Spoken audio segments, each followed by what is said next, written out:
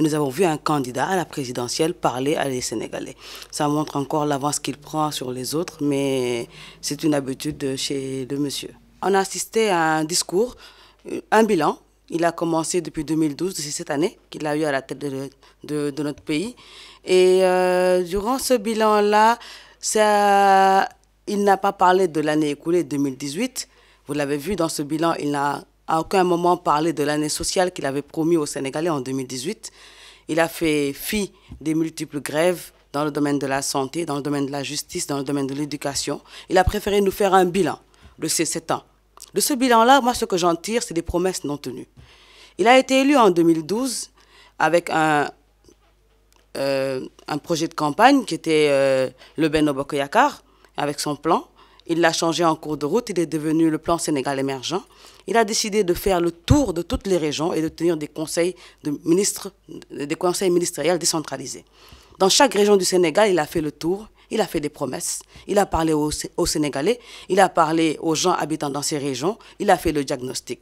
Aujourd'hui, en faisant son bilan, en parlant à la nation sénégalaise, je ne me retrouve pas dans ce bilan-là, dans ces 7 ans-là. Ce qu'il a dit à ces gens en allant à Kaolack, en allant à Ziguinchor, en allant à Matam, en allant à Saint-Louis, est-ce que ce bilan-là, ces derniers, à la suite de son discours, se retrouve dans les promesses qu'il leur avait tenues durant ces conseils ministériels décentralisés? Je ne pense pas, parce que moi non plus, Dakaroise, à la suite du conseil décentralisé qu'il a tenu dans Dakar, je ne me retrouve pas dans son bilan, je ne retrouve pas les promesses qu'il avait faites aux Dakarois, il ne les a pas accomplies. Donc pour moi, c'est un bilan mitigé. Il en a tiré les points qu'il voulait, il a omis les promesses qu'il avait faites au peuple sénégalais en faisant le tour du pays, et il en a tiré un bilan assez glorieux selon lui, mais je ne pense pas qu'il y ait grand-chose, ni de quoi beaucoup se gauser. Par rapport à ce que lui-même il a eu à dire sur le PSE, on est extrêmement déçus. Extrêmement déçus dans la mesure où, aujourd'hui, il ne nous a pas parlé de notre taux d'endettement. Le PSE, et il nous parle de phase 2, alors que la phase 1, les Sénégalais ne sont pas édifiés sur cette phase-là. Il aurait dû nous édifier sur cette phase, nous parler de notre taux d'endettement, avant de nous parler de phase 2, avant de projeter un nouveau projet, de nouvelles initiatives, comme il le dit lui-même. Il faudrait d'abord faire le bilan. Il ne juge pas alarmant, un taux qu'il juge dans les Vous savez, disons, supportables. la moyenne, il l'a dit, la moyenne sous-régionale est de 70%, mais il ne nous a pas parlé de la dette intérieure.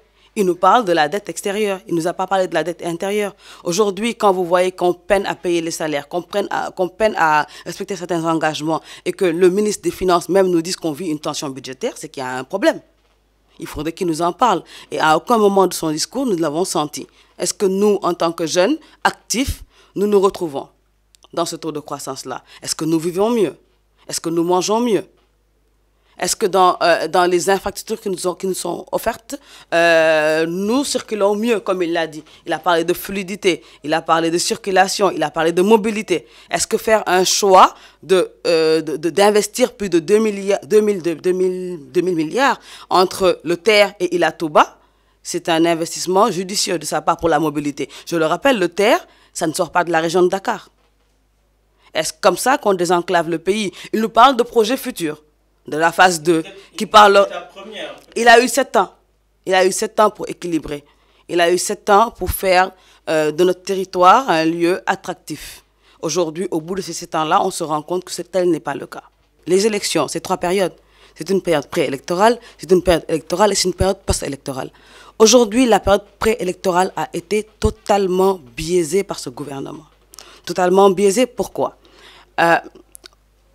La distribution des cartes d'électeurs, la carte électorale, le parrainage, qui était censé être un moyen pour réduire les candidatures. Nous avons eu 27 citoyens qui ont déposé, en tout cas à la date limite au niveau du Conseil constitutionnel, leur dossier de parrainage. De ce qui ressort, en tout cas de la presse, on attendra mercredi pour avoir une idée beaucoup plus claire sur la situation. Il semblerait qu'il y en ait juste 5 qui aient réussi et d'autres qui doivent compléter leur dossier d'ici mercredi. Votre candidat, M. Khalifa Sall. Il n'y a aucun doute sur la validation de la candidature de l'honorable député Khalifa Ababacar Sall. Il sera candidat, bel et bien candidat lors des élections. Vous pensez réellement qu'il va participer à cette présidentielle? Je ne le pense pas. Je le sais. Aujourd'hui, c'est un citoyen. Qu'est-ce qu'il faut pour être candidat à l'élection présidentielle sénégalaise? Il faut être citoyen.